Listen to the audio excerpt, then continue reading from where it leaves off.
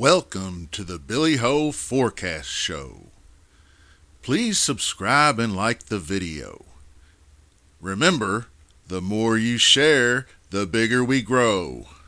Now, let's go!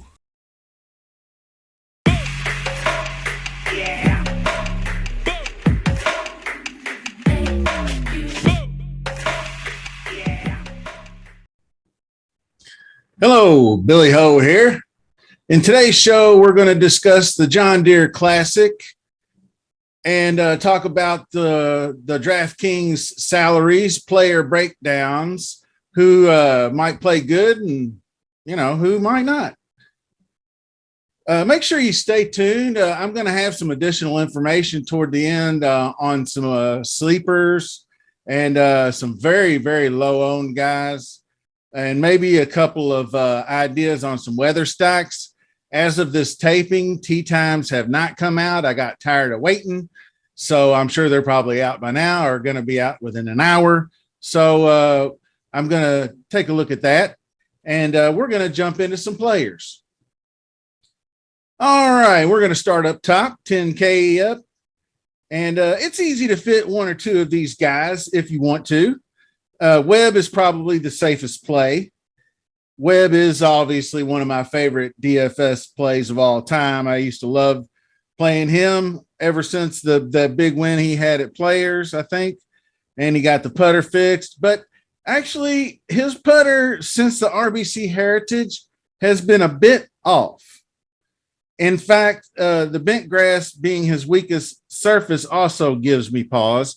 And we're going to take a quick look at Webb Simpson, and I'll show you what I'm talking about.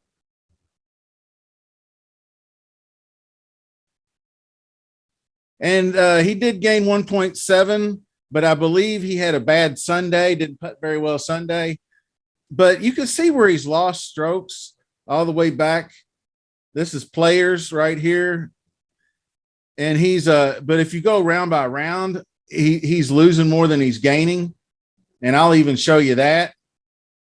Player engine.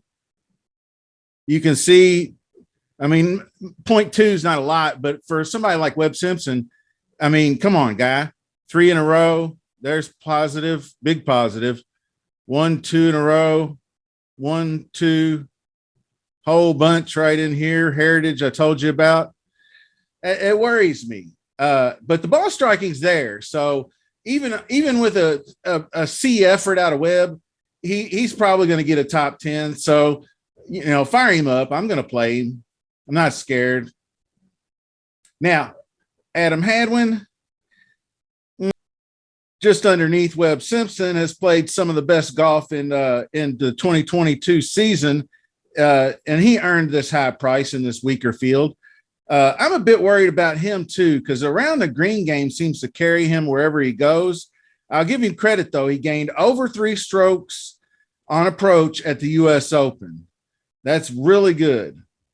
And he also gained over 5 strokes putting, which helped him to that top 10 finish. At 10,400, that kind of price comes top 5 expectations. So I'm not so sure he gets there. I'm okay playing him, but, you can see his last 26 rounds, he ranks 4th in the model. He's obviously a good iron wedge player and number 1 in birdies, number 1 in DK points. You can't beat that. So, there you go. And Thigala, there's 2 narratives you could go with Thigala. One is he's still upset that he blew it last week at Travelers. And 2, the man could just tell himself, you know what? Even if I play the right shot the first time and chop it out and get up and down and make par instead of bogey, I still lose the golf tournament because Xander made birdie and I lost by a stroke. So if you want to think of it that way, hindsight being 2020 and all, that's cool too. The 9K range, I'm not super impressed. I may just fade this whole range, play a little bit of Webb, but out of 20 lineups, play 4 Webb Simpson lineups, and then just fade everybody else, something like that. This 9K range, no murderer's row of guys either. Charles Howell III, that seems to be everybody's popular pick because he has such a great course history here. And then you have Matt McNeely. Made me look bad last week because I was really, really high on him. He's ranked 9th in the model. Great wedge play.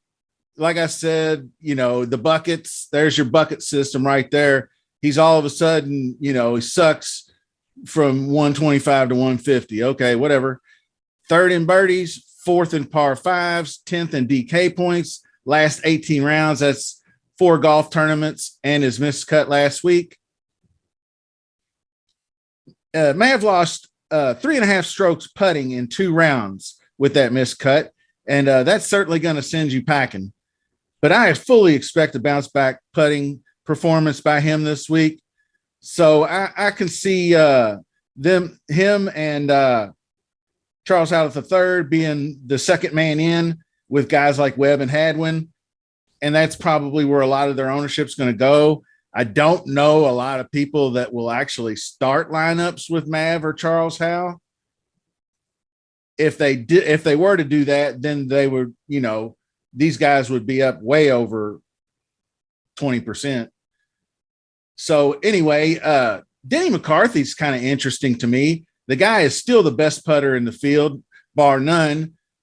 He missed a cut last week, but the guy's made a whole rack full of cuts in a row, 8 or 9 straight before he missed a cut. So he was kind of due. He can bounce right back. I don't mind that at all. Dude makes a shit ton of birdies, DK points, and he's all right in the ball striking category. He's, that's not really what he's known for, but wide open fairways, hit greens and putt, get her done. Seabez, I had some interest in initially, and he's probably the lowest guy owned in this 9K range. Good on approach, good short game. I will have to decide on that. I'm not 100% sure. Obviously, this is not very encouraging. Way down in all 3 categories. So maybe he just hits long irons better. Have to look into that better. But in the 8K range, that's where I'll likely plant my flag. I like all these guys, to be honest with you. And there's 11 of them there. And I think what I'm going to do is just make me a little 8K 11 player pool and take $1.03 max and make 3 lineups with all the 8K guys just to see what happens. Now, up top, you've got to make choices between, say, Scott Stallings, Patrick Rogers, Hardy, Long, Todd. All these guys are in play for me. Stallings is probably the better wedge player. Rogers is better off the tee and probably better with the short game, better on par fives. Nick Hardy is up and coming ever since he came off his injury. He's only had about 2.5 tournaments under his belt, but he seems very promising. Adam Long, I think, is due. This is one of my models that I'm going to show you guys. This is a rolling report on strokes gained putting over the last 6 months. And number 1, Adam Long. But you can see the consistency across the board over the last 50 rounds. That's what we're looking for. Consistency. Todd, consistency. Hardy has gotten more consistent his last, like I said, coming off the injury. Patrick Rogers, always a good putter.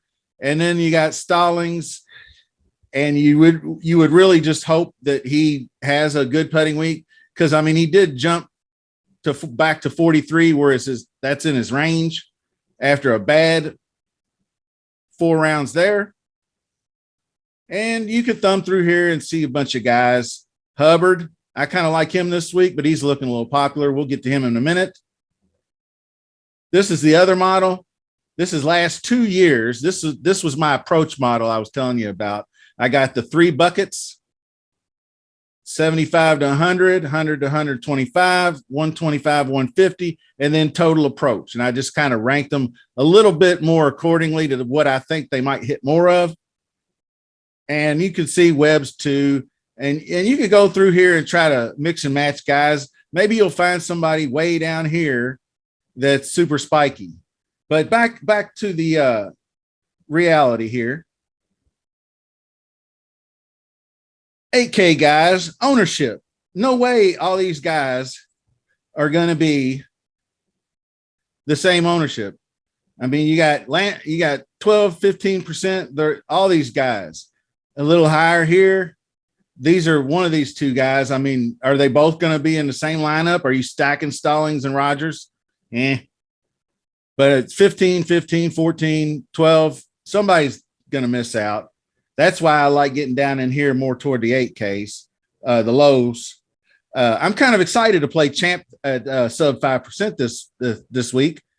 Last time he played on wide open fairways. Do we remember anybody? Anyone? Bueller? Yeah, you're right. Mexico Open finished 6th, and he had that big spike off the tee in putting week. I look for him to repeat that. So I'm going to have me some Cameron Champ.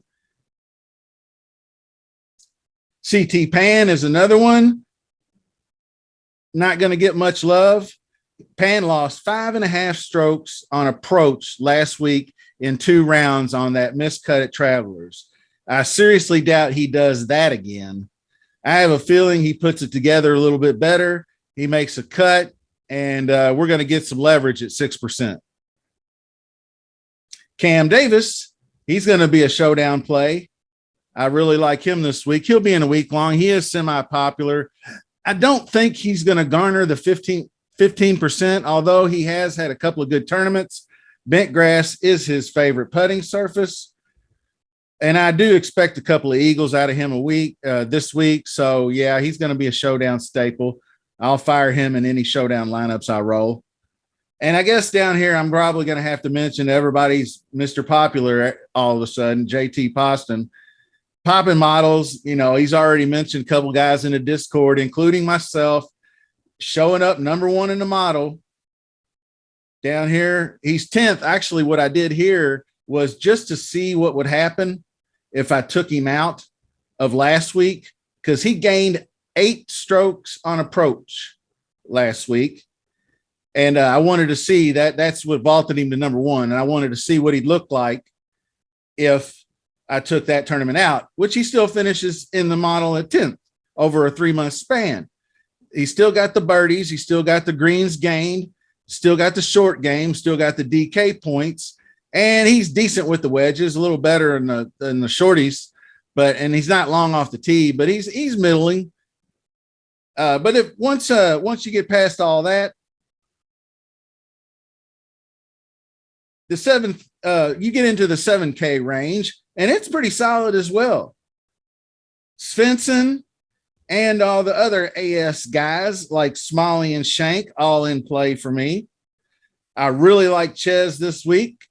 I hope he's not this week's Mav McNeely, because I feel like he's due for a big week.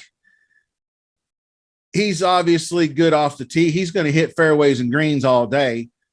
And then he's good. He's pretty good on par 5s. He's in the top 30 in that category over the last 4 events. Driving distance, obviously, he suffers on, but everything else, he's really solid across the board. Kevin Streelman was a play of mine last week. He's looking like he's going to go under owned this week. He did just fine under the radar a little bit, and he might be due for a big approach week. He really hasn't spiked with the irons in a long time. And this is what I was talking about, people. I'm kind of getting into some low-owned guys here, so you can check them out.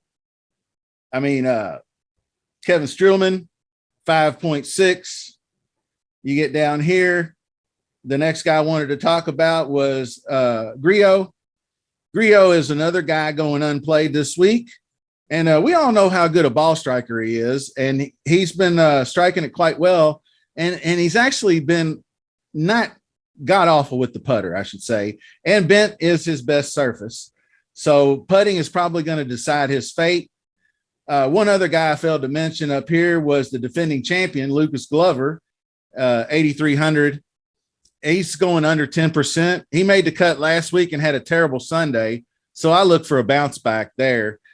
And all he's got to do is bring the putter with him. He's the ball striking fool, and he'll have that rolling.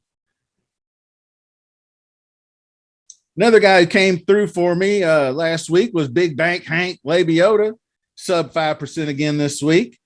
He lost almost 5 strokes putting last Saturday, that one day. And that's what plummeted him down to like the T56 or whatever over the weekend. He's still hitting the irons well. I'm going to go right back to him. Another guy, Christopher Goddard. He's improving every week. I think he learned his lesson with his off the tee aggressiveness at the Canadian Open on that missed cut. So he's going to be a little bit more cautious, wide fairways. He can use his power. So I'm going to have some Goddard up. I don't think, this is Fantasy National. He's not going to be in large field GPPs like the $3, $5, those. He ain't going to be 14%, 15%. Not that many people know who he is just yet. So going to have some Goddard up. Now, 6K range. I have not done complete research on it just yet. This is just kind of like where these guys rank in my model. Sabs, this is a pretty good course for Sabatini, 29th in the model. And he'll go under-owned. We'll have to hit up our guy Squirrel Man and see if this is a Sabatini week. Squirrel Man's in our Billy Ho Discord. Excellent player. Justin Lower, I've heard him get mentioned a little bit. Everybody loves Wesley Bryan. If he could just throw the ball out in the middle of the fairway, he wins the golf tournament. Well, too bad you can't do that, because the very first thing you have to do is hit it off the tee. No matter how wide the fairways are, this guy seems to find trouble. 134 in greens gained over his last 15 rounds and 99th in par fives. Nah, I'm not going there. Sorry. Now, a few guys down here I heard mentioned was Barjon. I was on Barjon earlier in the year around Sony Open. I thought I saw promise, and he has shown up a few times. The short game is a problem, but he bombs it off the tee, so he should take advantage of his distance. So he should have a lot of wedges. Jonathan Bird always seems to take advantage of those 4 or 5 tournaments he gets to play every year on his whatever you call that, special exempt get her done status, where he seems to get like 5 or 6 tournaments every year. Obviously short game. So we'll keep an eye on him. Austin Cook showed up a few weeks ago and played really, really well. So I don't know. I might have to look at him. Another one, Scott Jakowski, is a pretty good ball striker, good drives, not a long course for him. I think good and deep K points. This is over like 3 golf tournaments or so, maybe 5 if he had a couple missed cuts in there. But you could do worse at 6,400. This guy I'm going to have to look into. He shows up. I keep seeing his name there, and I'm like, David Skins again? And I know it's just I'm noticing his name because he doesn't do it every week. But you can see when you get down here at 6,400, you're looking for guys that can have a special skill set. Okay, see, there's their problem with the bucket. Oh, now he's all of a sudden good at 125 to 150, but he's 8th in birdies over his last 18 rounds and 4th in short game. So if he can whittle together, not terrible, he's good from 125 to 150. Maybe you average that out and he's middle of the field at 6,400. Why not? So I hope you enjoyed the show. I'm sorry we didn't get David on this week. We both kind of had conflicting schedules. So we'll get you back on next week, Dave. Shout out to D Hamburgini on our Discord, and he is at the DFS Chef on Twitter. So hit him up, give him a follow. Follow me, BILLYAH, Bill Yah 40. Holla holla. Subscribe to the channel. It's creeping up. I seem to be getting 2 to 4 every week the last couple of weeks. Let's see if I can get 4 to 6, 6 to 8. Let's grow exponentially. Help a Billy Ho out. Until the next time, good luck this week, and everybody, peace.